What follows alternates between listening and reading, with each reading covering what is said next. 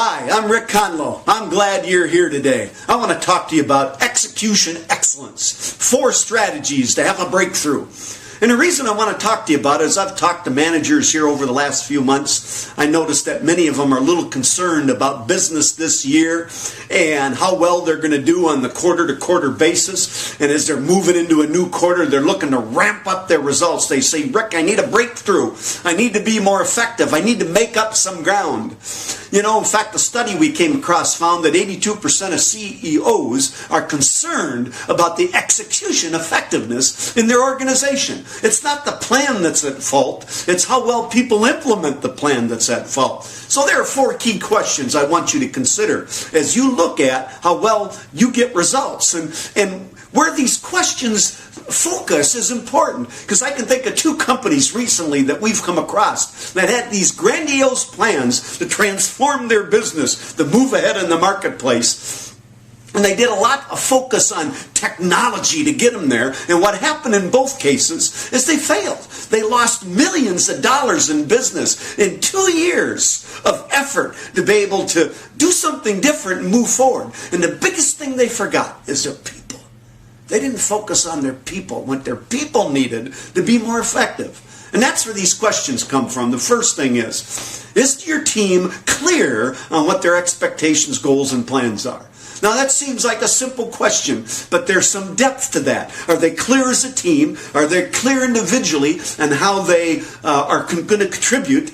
And do they really know the depth of what has to be done and how it has to be done? Have they even been included in on the establishing of the outcomes and the plans? We found in our careers that 80% of performance problems can come back to a lack of clear expectations and goals. In fact, in one company we worked with, it took them a week of 12 people spending numerous meetings to be able to identify what a company meant by goal X, because they all had different perceptions of what it's all about. So is your team really clear? The second thing is, are they competent enough to do what you want them to do?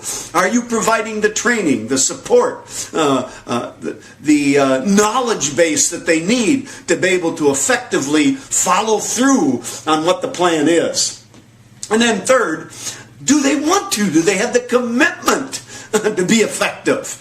Do they have buy-in? Are they motivated? Are they inspired? One organization we came across recently, their turnover rates have doubled because they've had so much change, and people's pay has been adjusted a number of times with all that change that they're just demoralized. They sit around at their desks and they're just immobilized. They don't know what to do. They've got so many priorities and they don't have the will to be able to go that extra effort.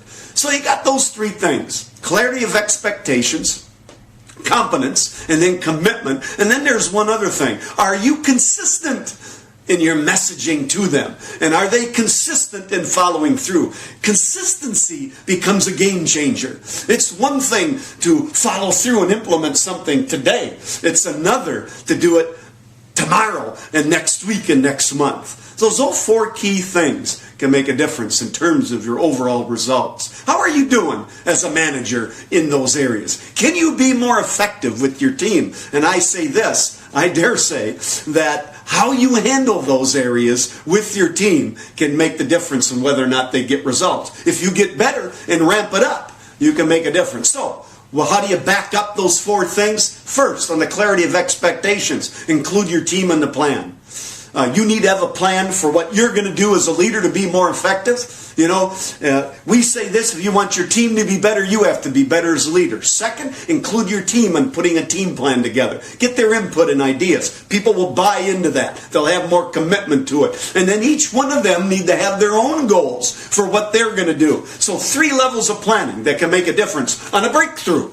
And then the second area, the competence. We say this: we need training on an ongoing basis, week to week, month to month. Not a couple times a year. That's old-fashioned. That's old school. That's less than effective. World class is every week, every month in two main areas. First, personal. Help people learn to self-manage themselves better and have that interpersonal relationships that are strong. So you either provide your training, the company, or send them the programs. Get the budget, get it done, find a way to do it.